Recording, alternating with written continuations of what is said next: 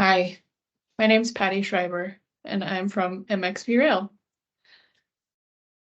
I would like to give you a quick demonstration of one of the products that we've released in the NUCARS suite over the last year called Job Dispatcher. We've also made some updates to the interface in our latest release to make the user interface more efficient. The purpose of the Job Dispatcher is to run more NUCARS simulations quicker by using multiple processor cores. One interesting fact about this program is that early prototypes were developed by local high school students as an engineering capstone project and was continued as a project by one of our summer interns. In this example, I'm going to show you how to run a set of simulations using Job Dispatcher. First, I set up several simulations that I want to run doing a velocity sweep. And I used one of our programs called ParamVu. And in this, I used an existing run file and made copies of it, replacing the velocity in the run file. So in this example, I'm using one of the run files that is distributed with our package, and you can find this run file in your folder named C program files x86 NUCARS sample. So I've loaded this run file here, and in order to create copies of it, I select the string that I want to replace,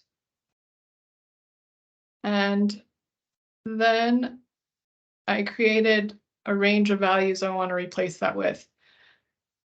In this case, I'm going to run some speed sweeps from 5 to 50 miles per hour in increments of 5.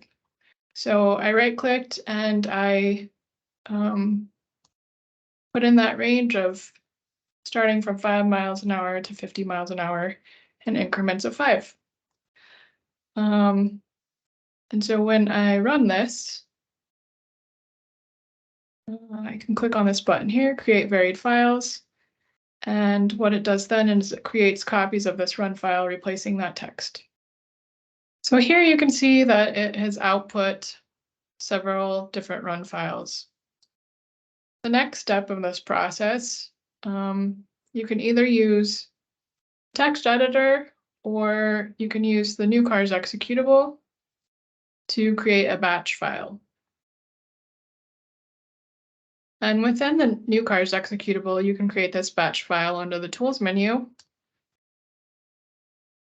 First input that it's going to ask you for is the actual text file that you want to save all of the names of your run files into. And then it's going to ask you what run files you want to add to this batch file. So you can just select those there. Asks you if you want to run more files. This is useful in case you need to switch folders. In this case, I've got all of the files I need. So now I'm going to load this batch file. And next I'll click Prepare Simulations, and this will display all of the run files that have been listed within this batch file.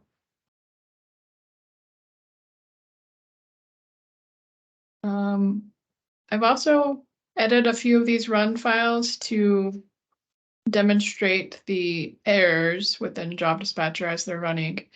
The other input that you have control over here is the number of parallel simulations that you want to run. It suggests a number based on the number of cores and processors that you have on your machine.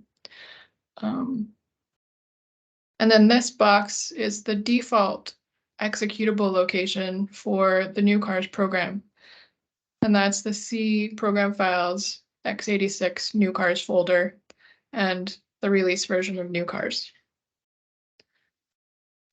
Now that it's prepared the simulations by reading in the batch file, you're ready to run. And it will start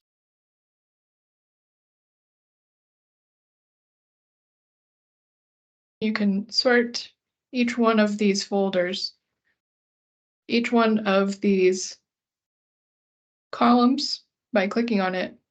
And this shows the 7 that are currently running. It says in progress.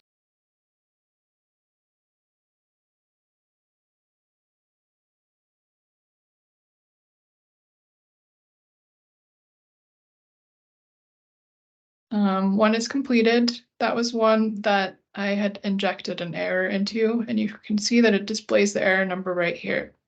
So this is useful for checking simulations that may have an issue that you may want to address and rerun. So those will continue running until they're completed, and it will continue updating these columns with either completed, and if it has an error number, it should say that. Some of these simulations are pretty long, about 700 feet, but when the job dispatcher completes running, it will create a output. It will create a CSV file of the output that it has displayed on the screen from this batch. So it will save a record of all of these error numbers and run distances to a CSV file so that you can go back and check for errors after it's completed.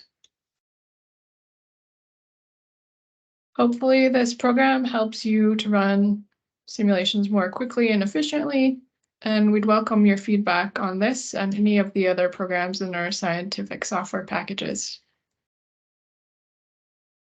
You can send us an email at any time at NUCARS@aar.com. Thank you.